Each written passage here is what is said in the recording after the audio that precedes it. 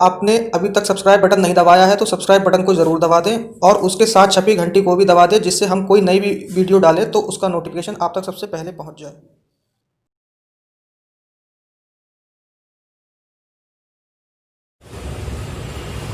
Hello students, unit competition class में आपका स्वागत है। आज हम एक बहुत ही इंपॉर्टेंट टॉपिक लेके आए हैं जो जिसमें से काफी हद तक क्वेश्चन पूछे जाते हैं आपके सी टैट और टैट में। तो इसे आज हम बेसिक से लेकर चलेंगे और ये बहुत इंपॉर्टेंट टॉपिक है। जो आज का हमारा टॉपिक है उसका नाम है मापन एवं मूल्यांकन। इन दोनों चीजों को हम एक एक करके डिटेल में कहते जानेंगे और वीडियो हमारी आज थोड़ी ज्यादा लंबी होगी, लेकिन इससे आपका टॉपिक पूरा क्लियर हो जाएगा। तो सबसे पहले हम बात करते हैं कि मापन की। मापन होता क्या है? मापन को हम इंग्लिश में कहते हैं मेजरमेंट, यानी कि किसी चीज को मापना। और अगर अपनी देशी भाषा में से कहा जाए तो इसका मतलब होता है अंक प्रदान करना। जैसे किसी भी चीज को माप कर हम उसका अंक प्रदान करते हैं। जैसे कोई डिजिट देते हैं, जैसे किलोग्राम हो गया, किलोग्राम 5 किलोग्राम में है, 6 किलोग्राम में, या 50 या 1 कुंटल में है, या लीटर, 5 लीटर या 10 लीटर या मीटर वगैरह। ये सब चीजें माप के जो हम अंक प्रदान करते हैं वो हमारा क्या होता है? मापन। तो इसमें एक बात और ये जो मैंने समझाने के लिए आपको लिखी है कि किसी वस्तु के गुणों अथवा विशेषताओं का विवरण ही मापन कहलाता है। जैसे किसी भी वस्तुओं के अगर हम गुणों का मापन करें अथवा उसकी विशेषताओं का मापन करें तो उसका विवरण ही हमारा क्या कहलाता है? मापन कहलाता है, जो हम मेजरमेंट जिसे हम कहते हैं। मापन के हमारे प्रकार कितने होते हैं? मापन हमारा 2 प्रकार का होता है। पहला होता है हमारा गुणात्मक मापन। गुणात्मक मापन में क्या होता है? इसमें गुणों का मापन किया जाता है। जैसे जो चीजें हमें दिखाई नहीं दे उन चीजों का मापन करते हैं। जैसे अमूर्त चीजें, जैसे हमारे गुण होते हैं। जैसे हम कोई खाना वगैरह की चीज, जैसे कोई मिठाई वगैरह खाते हैं तो हम कहते हैं ये कितनी मीठी है, तो ये हमारा गुण होता है, उसका हम मापन करते हैं।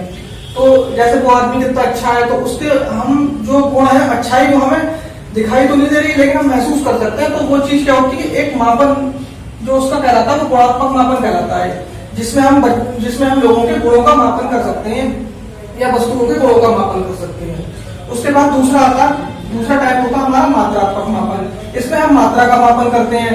इसमें मूर्त चीजों का मापन होता है, जैसे जो हमें दिखाई देती है। जैसे कि मात्रा, जैसे मान लीजिए कि हम आटा लेने जाते हैं, चीनी वगैरह कुछ भी सब्जी फल जो भी लेके आते हैं, तो हम उसका मात्रा का मापन कर सकते हैं कि हमें 5 किलोग्राम ये चीज दे दो या 10 लीटर हमें दूध दे दो। ये जितनी भी चीजें होती है जो हमें दिखाई देती है और जिनकी मात्रा का मापन कर सकते हैं वो हमारा मात्रात्मक मापन में आता है। तो ये मापन के 2 प्रकार होते हैं। फिर इसके बाद मापन की कुछ विशेषताएं, या इसमें से मैंने आपको 2 परिभाषाएं ली है, 2 डेफिनेशन ली है।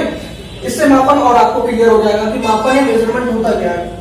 तो पहली है हेल्मस्टेडर के अनुसार। इन्होंने बताया था कि मापन को एक प्रक्रिया के रूप में किया जाता है जिससे किसी व्यक्ति या पदार्थ में निहित विशेषताओं का अंकित वर्णन किया जाता है। जैसे मैंने आपको बताया था अंकित वर्णन, यानी कि डिजिट या जो आपका न्यूमेरिकल चीज होती है, नंबर वगैरह जो भी होता है, वो सब चीजें देते हैं, तो वही मापन कहलाता है। यही बात इन्होंने कही थी हेल्मस्टेडर ने। इसमें जो होता है, इस प्रक्रिया में किसी भी व्यक्ति या पदार्थ से में निहित विशेषताओं का अंकित वर्णन किया जाता है। जैसे व्यक्ति हो गया तो उसकी लंबाई या उसका भार, वजन वगैरह, वेट वगैरह, उसका मापन जो हम अंक में देते हैं कि वो 50 किलोग्राम का है या उसकी लंबाई 69 सेंटीमीटर है, 52 सेंटीमीटर है, ऐसे करके कुछ भी हम जो अंकित जो वर्णन करते हैं वो हमारा कहलाता है हेल्मस्टेडर के अनुसार मापन। फिर दूसरा हमें बताया था ब्रेकफील्ड तथा मॉरडॉक के अनुसार। ब्रेकफील्ड और मॉरडॉक ने हमें क्या बताया? मापन के द्वारा किसी तत्व के विभिन्न आयामों को प्रतीक प्रदान करना ही मापन है। इसमें हमने प्रतीक की बात करी। प्रतीक का मतलब भी क्या हो गया? सिंबल वगैरह हो गया, या फिर अंक वगैरह, या फिर कोई क्वेश्चन मार्क वगैरह, या कोई सा भी सिंबल वगैरह होता है, जब न्यूमेरिकल वैल्यू होती है। उन्होंने भी वही बात कही थी कि मापन जो होता है वो आयामों को प्रतीक प्रदान करना ही होता है। अब चलते हैं हम मापन के स्तर हमारे पास क्या होते हैं। ये इंपॉर्टेंट चीज है, इसमें क्वेश्चन मिल जाता है हमें कि नामित मापन या क्रमिक मापन, अंतराल मापन या अनुपातिक मापन। तो सबसे पहले एक एक करके इनको डिस्कस करते हैं। सबसे पहले है नामित मापन। नामित मापन को हम इंग्लिश में कहते हैं नॉमिनल मेजरमेंट। अब इसमें क्या होता है? इसमें किसी भी, जैसे कोई भी व्यक्ति होगा या कोई वस्तु होगी, उसको गुणों के आधार पर उसका मापन किया जाता है, तो उसे हम नामित मापन कहते हैं। नामित मापनों में क्या होता है? गुणों को आधार मानकर हम मापन करते हैं, वो हमारा नामित मापन कहलाता है। जैसे किसी बालक या बालिका का मापन करना, जैसे कोई लड़का और लड़की होती है, उसमें जैसे कभी कभार हम मापन करते हैं उसका कि लड़के की लंबाई इतनी अच्छी है और लड़की की लंबाई इतनी कम है, या लड़का बुद्धिमान होता है, लड़की बुद्धिमान नहीं होती, इस टाइप का जो मापन होता है, जैसे उसके गुणों का हम मापन करते हैं। फिर उसके बाद स्वाद का मापन करना, जैसे हम स्वाद का मापन करते हैं कि कोई चीज कितनी मीठी है, कोई चीज कितनी खट्टी है, कड़वी है, तो वो जो मापन जो होता है गुणों के आधार पर हम करते हैं, वो हमारा नामिक मापन कहलाता है। फिर दूसरा आता है हमारा क्रमिक मापन, यानी कि ऑर्डिनल मेजरमेंट। इसमें क्या होता है, इसमें क्रमिक से क्रम आ गया तो ये क्रम के आधार पर होता है। इसमें मापन का आधार क्या होता है, क्रम। तो क्रम को आधार बनाकर मापन किया जाता है। जैसे हमारे पास जैसे क्रिकेट में जो रैंकिंग होती है कि इंडिया नंबर 1 पे है, ऑस्ट्रेलिया नंबर 2 पे, न्यूजीलैंड नंबर 3 पे, ऐसे करके हम अगर रैंकिंग देते हैं किसी को, तो वो हमारा क्रमिक मापन होता है। जैसे कभी कभार जैसे टॉप 10 जो अमीर लोग होते हैं विश्व के, उनकी सूची होती है, तो धनी लोगों की जो सूची होती है एग्जाम्पल है उसके। और भी जैसे बहुत से बच्चों को जैसे क्रम को आधार बनाकर मापन किया जाना, जैसे बच्चों का कक्षा में जो करते हैं। फिर उसके बाद कक्षा में सबसे ज्यादा अंक पाने वाले बच्चों की सूची बनाना, तो जिसमें सूचियां बनती है क्रम के आधार पर, जो आधार होता है क्रम होता है, उसे हम कहते हैं क्रमिक मापन। फिर नंबर 3 आता है अंतराल मापन, यानी कि इंटरवल मेजरमेंट। इसमें क्या होता है, इसमें निश्चित अंतराल पर मापन किया जाता है। जैसे कि एक टाइम पीरियड के बाद फिर से रोक दिया मापन, फिर करा, फिर निश्चित अंतराल के बाद थोड़ा थोड़ा गैप लेके हम मापन करते हैं। जैसे 1 से 50 अंक पाने वाले विद्यार्थियों की संख्या 5 है। जैसे हम मान लीजिए क्लास में 50 विद्यार्थी हैं, उसमें 1 से 50 अंक पाने वाले जो विद्यार्थी हैं उनकी संख्या हमने क्या करा, 10 के गैप में हमने 5 विद्यार्थियों का हमने क्या कर लिया, गैप में मापन कर दिया। ऐसी 50 से 100 अंक पाने वाले विद्यार्थियों की संख्या 5 है, इसमें भी वही चीज है। तो जब हम गैप में मापन करते हैं निश्चित अंतराल में, जो अंतराल हमारा निश्चित होता है उसको हम कहते हैं इंटरवल मेजरमेंट, यानी कि अंतराल मापन। फिर उसके बाद आता है आनुपातिक मापन। ये इंपॉर्टेंट है, इससे क्वेश्चन आया भी है। आनुपातिक मापन क्या होता है, रेशियो मेजरमेंट इसे इंग्लिश में कहते हैं। जैसे इसमें बताया गया कि किसी व्यक्ति के एक गुण को दूसरे व्यक्ति के उसी गुण से मापना ही क्या कहलाता है, आनुपातिक मापन। जैसे मान लीजिए किसी व्यक्ति का एक गुण है कि मान लीजिए कि राम में बहुत सारी अच्छाई है और श्याम में उस राम के मुकाबले अच्छाई थोड़ी कम है, तो उसके एक गुण का मापन हम क्या कर रहे हैं, दूसरे व्यक्ति के उसी गुण से कर रहे हैं, तो वो हमारा क्या कहलाता है, आनुपातिक मापन। इसका एग्जाम्पल है, जैसे मान लीजिए कि अगर रुपयों का अगर हम कर रहे हैं, रुपए भी एक तरीके की वो है करेंसी, मान लीजिए वो वगैरह, तो इसमें भी जैसे मान लीजिए अगर 2 लोगों के पास हमने वो करा है कंपेयर, तो जैसे मान लीजिए मोहित के पास 500 रुपए तथा विमल के पास 100 रुपए है, तो इसमें क्या हो गया, इसमें ये चीज हो गई कि ये भी हमारा क्या आनुपातिक मापन हो गया, क्योंकि इसमें क्या है, इसमें हम 2 चीजों की तुलना कर रहे हैं, एक ही चीज है और 2 व्यक्तियों पे वो अलग अलग है, तो उसमें हम तुलना करते हैं, तो वो हमारा रेशियो मेजरमेंट कहलाता है। अब मापन की कुछ विशेषताएं होती हैं, तो इसमें जो विशेषताएं होती है, जैसे कि पहली विशेषता है कि मापन क्या है, वैज्ञानिक विधि है, साइंटिफिक मेथड है मापन। और इसमें क्या है, मापनी का प्रयोग करते हैं, यूज ऑफ स्केल होता है, यानी कि स्केल में जैसे जो नंबर वगैरह होते हैं, तो मापन में जैसे कोई सा भी किसी भी चीज का किलोग्राम हो गया, मीटर हो गया, सेंटीमीटर हो गया, लीटर हो गया, कोई सी भी यूनिट होगी उसका अगर मापन करेंगे तो उसमें क्या होगा, मापनी का प्रयोग होगा। जैसे स्केल्स वगैरह होते हैं उनके, जिनसे हम वो चीजों को मापते हैं। फिर तीसरी चीज है इकाइयां, इसमें यूनिट्स होती हैं। जैसे मान लीजिए यूनिट्स में कोई नंबर आ गया, जैसे मान लीजिए 5 किलोग्राम, 6 किलोग्राम, ये सब चीजें, 2 लीटर, 3 लीटर, सब यूनिट्स आ गई। फिर इसमें क्या है, मूल्यांकन। अब इसमें मापन तो यहाँ तक था, मापन के बाद हम बात करते हैं मूल्यांकन की। मूल्यांकन क्या होता है, मूल्यांकन और उसका, तो सबसे पहले मूल्यांकन को जानने के लिए हम एक ये चीज समझ लें, जो फॉर्मूला है कि मूल्यांकन जो होता है वो इसमें मापन भी होता है मूल्यांकन में, और मूल्य निर्धारण, इन दोनों का योग जो होता है वो हमारा मूल्यांकन होता है। तो मूल्यांकन होता है मापन प्लस मूल्य निर्धारण। जैसे कि अगर हम किसी भी चीज का मूल्यांकन करेंगे, तो मूल्यांकन की क्रिया में मापन के साथ साथ अगर उसके मूल्य का भी निर्धारण करेंगे हम, जब मूल्य निर्धारण जो होता है वो, और मापन के साथ साथ मूल्य का निर्धारण करना ही हमारा मूल्यांकन होता है। अब मूल्यांकन की जो विशेषताएं होती है, एक तो मूल्यांकन हमारा क्या होता है, कॉन्टिन्यूस होता है, निरंतर होता है, हमेशा के लिए चलता रहता है, कभी नहीं रुकता है। दूसरी चीज ये वर्णात्मक एवं संख्यात्मक दोनों तरीके का होता है, जबकि हमारा जो मापन था वो केवल संख्यात्मक था और गुणात्मक था। ये वर्णात्मक एवं संख्यात्मक दोनों तरीके का होता है हमारा मूल्यांकन।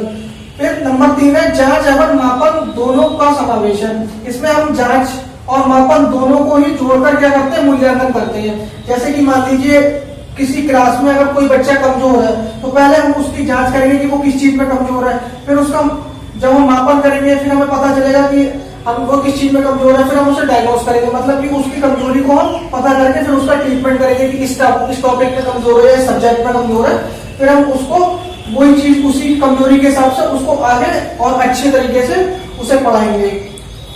फिर अगला है मूल्यांकन शैक्षिक उपलब्धि का मापन और साथ साथ उसमें सुधार भी करता है। मूल्यांकन में क्या होता है ये शैक्षिक उपलब्धि जो भी हमारे स्कूल वगैरह में मूल्यांकन होता है वो शैक्षिक उपलब्धि का मापन करता है और साथ साथ उसमें सुधार भी करता है कि उसमें अगर पता चलता है कि हमें कहाँ पे किस किस जगह पे कौन से सुधार करने हैं तो वो मूल्यांकन के जरिए हम करते हैं। अब इसमें कुछ इंपॉर्टेंट जो डिफरेंस है मूल्यांकन और मापन में वो एक एक करके डिस्कस करते हैं। यहाँ से आपको पेडागोगी के क्वेश्चन मिलेंगे, इस टॉपिक से पेडागोगी के काफी क्वेश्चन मिलेंगे। ये जो मूल्यांकन और मापन में जो डिफरेंस है इसमें से पेडागोगी के क्वेश्चन बन के बार बार आते हैं एग्जाम में। तो सबसे पहले देखते हैं कि मूल्यांकन का क्षेत्र व्यापक होता है। जैसे एग्जाम्पल है विमल का कक्षा में कौन सा स्थान है, तो इसमें जो होता है मूल्यांकन का जो क्षेत्र होता है बहुत बड़ा होता है, व्यापक होता है, जबकि मापन का क्षेत्र एक सीमित होता है। मापन का क्षेत्र होता है लिमिटेड होता है। इसमें जैसे एग्जाम्पल है विमल कक्षा में 85 यानी कि 85 अंक लाया है। और फिर नंबर 2 है मूल्यांकन एक सतत एवं निरंतर चलने वाली प्रक्रिया है। मूल्यांकन जो है लगातार चलती रहती है, सतत और निरंतर चलने वाली प्रक्रिया है। ये पॉइंट आपका इंपॉर्टेंट है, इसमें से क्वेश्चन आता भी है कि मूल्यांकन कैसी प्रक्रिया है, तो आंसर होता है सतत एवं निरंतर चलने वाली प्रक्रिया है। और मापन क्या है, मापन सतत प्रक्रिया नहीं है बल्कि ये मूल्यांकन प्रक्रिया का एक अंग है। अभी मैंने आपको मूल्यांकन में बताया था कि मूल्यांकन क्या होता है, मापन प्लस मूल्य निर्धारण। तो मापन जो है वो मूल्यांकन की प्रक्रिया का ही एक अंग है और मूल्यांकन जो है वो सतत और निरंतर चलता रहता है। तीसरा पॉइंट, इसमें गुणात्मक तथा परिणात्मक दोनों प्रकार का निर्णय किया जाता है, जबकि मापन में केवल परिणात्मक निर्णय लिया जाता है, ये केवल संख्यात्मक होता है। मैंने अभी आपको बताया था मापन में केवल डिजिट्स वगैरह से ही मापन होता है। डिजिट्स जो होती है या संख्याएं वगैरह उनसे उसी चीजों से हम किसी वस्तु का या व्यक्ति का मापन करते हैं। और जबकि जो हमारा मूल्यांकन है इसमें गुणात्मक और परिणात्मक दोनों प्रकार के निर्णय लिए जाते हैं। चौथा है मूल्यांकन में मापन द्वारा प्रदत्त आंकड़ों का विश्लेषण व्याख्या की जाती है। मूल्यांकन में क्या होता है, जो हमें आंकड़े दिए जाते हैं उसका क्या करते हैं, विश्लेषण और व्याख्या करते हैं। और मापन में क्या होता है, मापन में मूल्यांकन हेतु आंकड़े उपलब्ध कराए जाते हैं। मापन एक ऐसी चीज है जो मूल्यांकन करने के लिए हमें आंकड़े प्रदान करती है और मूल्यांकन में उन्हीं आंकड़ों का हम विश्लेषण और व्याख्या करते हैं। पांचवा, मूल्यांकन द्वारा निदानात्मक तथा उपचारात्मक शिक्षण संभव है। निदानात्मक और उपचारात्मक। निदानात्मक होता है जैसे किसी की कोई भी चीज, जैसे कोई स्टूडेंट है उसको कोई परेशानी को हम पता करते हैं, फिर उसका हम उपचार करते हैं, तो ये शिक्षण इसमें मूल्यांकन में जो है संभव है। लेकिन मापन में ये संभव नहीं होता है। मापन केवल हमें क्या देता है, रिजल्ट देता है, वो भी आंकड़े वाला। और मूल्यांकन में हम उस चीज को सुधार भी कर सकते हैं। अगर कोई बच्चा हमारा बेकार है या पढ़ने में थोड़ा सा डल है तो हम उसको क्या कर सकते हैं, सुधार सकते हैं। उसकी समस्या को और अच्छे से उसको समझ के और उसे अच्छे से अच्छा हम अपनी तरफ से कोशिश करके उसको सुधारा जा सकता है। फिर छठा क्या है, मूल्यांकन अपने आप में एक साधन है, जबकि मापन क्या है, एक साधन है। मापन जो है वो साधन है और मूल्यांकन जो है वो साध्य है। 7 क्या है, मूल्यांकन का कार्य साक्ष्यों के विश्लेषण से निष्कर्ष निकालना होता है, जबकि मापन का कार्य क्या होता है, साक्ष्यों को क्या करना होता है, एकत्रीकरण। मापन में साक्ष्य जो होते हैं वो एकत्रीकरण करके पास में लाए जाते हैं, जोड़ दिए जाते हैं एकत्र करके। और इसमें मूल्यांकन में क्या होता है, साक्ष्यों का हम क्या करते हैं, विश्लेषण करते हैं और उसका निष्कर्ष निकालते हैं। फिर 8वां क्या है, मूल्यांकन में वस्तु का मूल्य क्या है, इसका हमें उत्तर मिलता है। जैसे हम किसी भी वस्तु का मूल्य अगर निर्धारण करते हैं तो हमें क्या मिलता है, मूल्यांकन मिलता है। जैसे मान लीजिए इसका एग्जाम्पल है, विमल ने कॉलेज में प्रथम स्थान प्राप्त किया है, तो इसमें हमें क्या है कि ये मूल्यांकन हो रहा है।